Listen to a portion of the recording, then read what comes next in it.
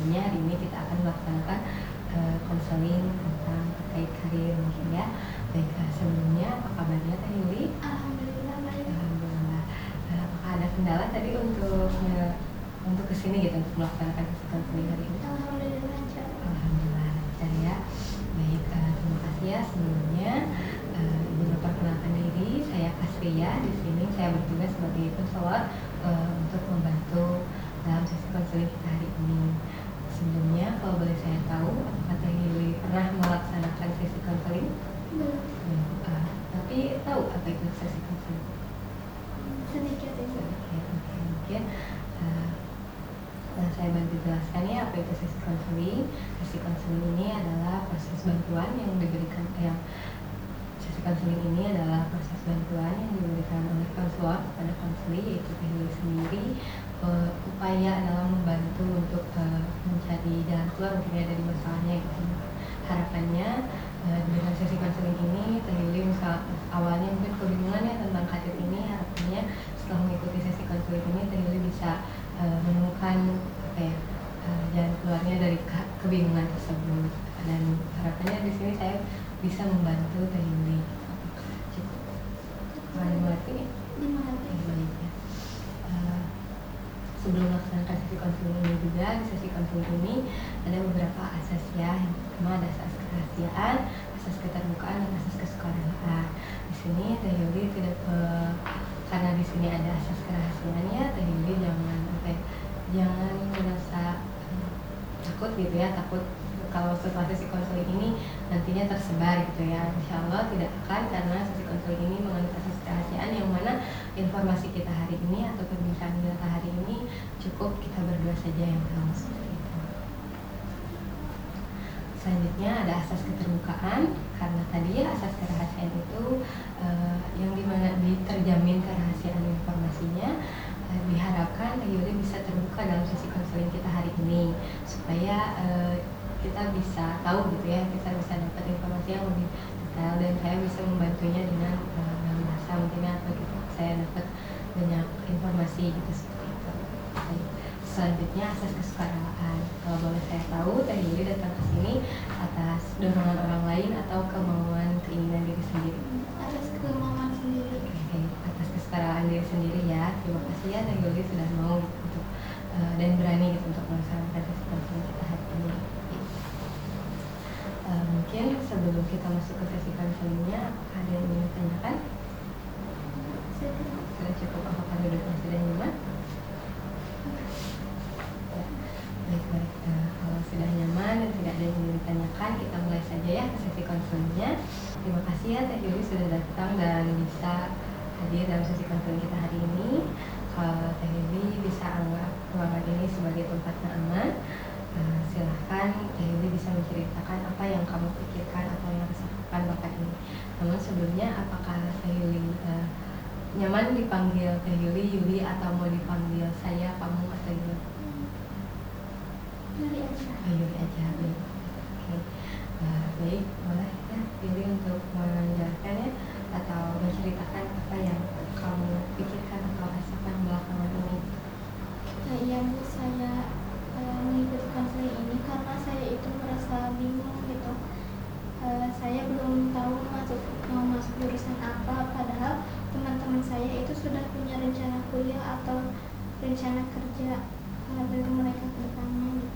Iya, oke. Mungkin Teh Yuli berarti sekarang ini sedang merasa kebingungan ya kan, rencana karir masa depannya. Kalau boleh tahu, faktor apa sih yang membuat Yuli bingung? Saya merasa bingung karena saya itu kan suka menggambar, tapi orang tua saya ingin masuk saya itu ke jurusan kedokteran dan nilai IPA juga dan nilai IPA saya juga bagus. Tapi saya itu lebih suka ke seni gitu Bu. Jadi saya takut ngecewain orang tua, soalnya kan kata orang tua harus ke kedokteran, terus saya pengennya ke seni, jadi saya bingung gitu, takut mengecewakan orang tua gitu. Oh ya, baik, berarti Yuli merasa kebingungan karena di satu sisi Yuli ingin masuk ke seni ya karena Yuli sendiri suka menggambar seperti itu. Namun orang tua Yuli mengharapkan Yuli untuk masuk ke kedokteran ya.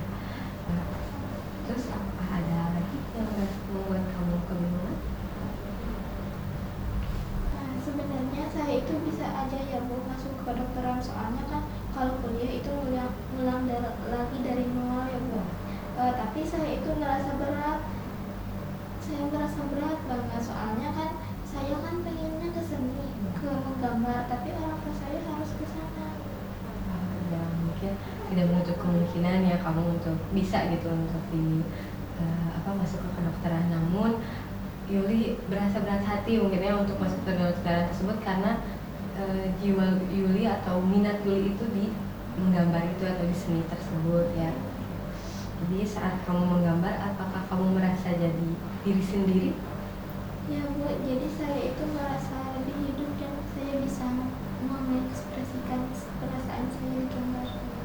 Iya, benar ya, Yuli ketika menggambar itu merasa lebih hidup gitu ya. Mungkin kehidupan Yuli itu bisa terekspresikan oleh gambar tersebut. Menarik ya, artinya kamu sudah mengenal sebagian diri kamu. Kalau tidak ada tekanan dari siapapun, kamu akan memilih jurusan apa?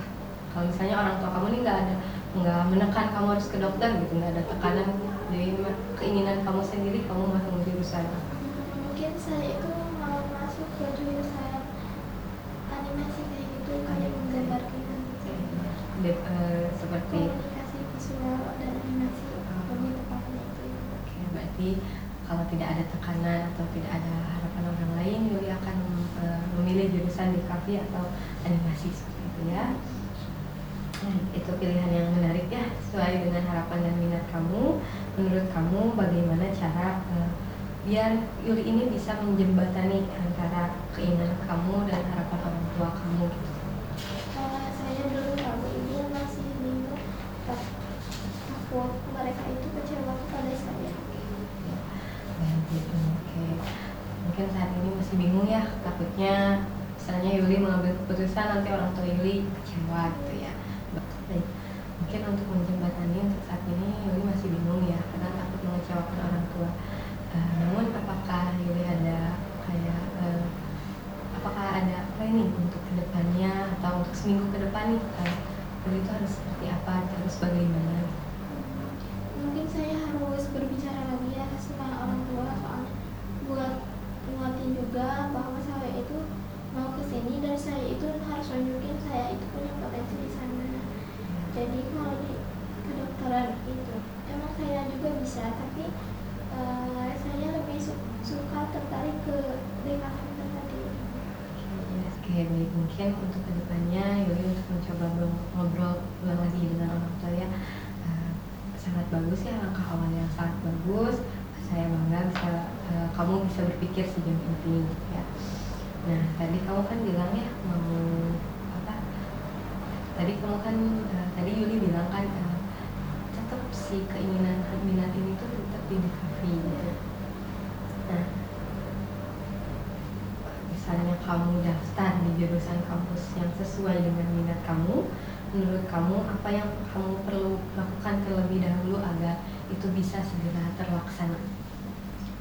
Saya mungkin akan mencari tahu informasi atau search di Google gitu, supaya saya itu dapat mendapatkan gambaran nyata tentang jurusan tersebut dan prospek kerjanya juga.